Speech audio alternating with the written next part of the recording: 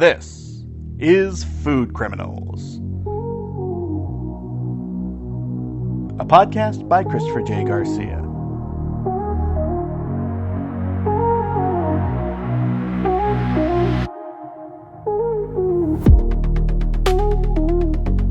Introduction. A restaurant is not a business. It's a passion. Unknown. Let us go then, you and I, into your favorite restaurant. Picture the layout, the seating, the staff, the clientele. Relive the smells of the food, the sounds of chatter, the clinking of cutlery, the waitstaff taking orders. Sit in that memory for just a moment. Recall your last visit, your first. Now think of everything you don't see, everything you don't experience personally. The long hours of the staff. The resentment of dissatisfied diners, the anger of rivals, the dangers of preparation, the relationships that live and die in those rooms. That is where the danger lives. As light as the impact might be on you, for others, restaurants can be dark places, heavy places, and that can lead to violence and even murder. Welcome to Food Criminals, Last Seating. This is a follow-on to my first book, Food Criminals, published by Pen and Sword as Food and Crime in 2023. And here I'll revisit some of the crimes mentioned in passing in that earlier volume, while tackling many more, broadly divided into sections that deal with organized crime figures getting murdered, poisoning, employee murders, robberies, terrorism, and mass killings. Along with these broad views, I'll be taking a look at individual cases that illuminate the concepts and have ties further afield.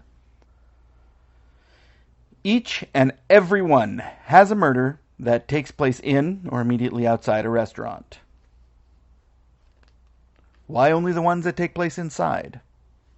For one, do you know how many murders were planned in restaurants? Neither do I, because I stopped counting after about 100. Crime syndicates have long favored restaurants as planning sites. They're public, often loud, and the comings and goings are difficult to track. Add to this the fact that restaurants are often used as fronts for everything from money laundering to card skimming, gambling, or even human trafficking, and they become natural hubs for the planning of criminal activity. Several crime families made their headquarters in now infamous eateries, including American giants like the Gallo Crew, the Gambinos, and the Chicago Outfit. Some of these restaurants have even become attractions, places where outsiders hope to catch a glimpse of mobsters. There's also a deeper thread here. Restaurants represent comfort, safety, identity. The very symbolism makes them ideal targets for terrorists, regardless of ideology. Political and religious attacks on restaurants go back generations, particularly in occupied territories. And in recent years, the massive uptick in mass murder, often in the form of domestic terrorism, has shifted the focus to school, but some of the most brutal shootings happened in restaurants. The San Ysidro McDonald's massacre in 1984, Luby's cafeteria in 1991, and others. Restaurants are vulnerable not only because they are densely populated, but because diners are engrossed in what they are eating and experiencing. This book examines these stories one by one. No two murders are the same, and no two impacts identical. I will explore the individuals involved, victims and perpetrators alike, and trace the social, political, and financial threads that explode outward from these violent events.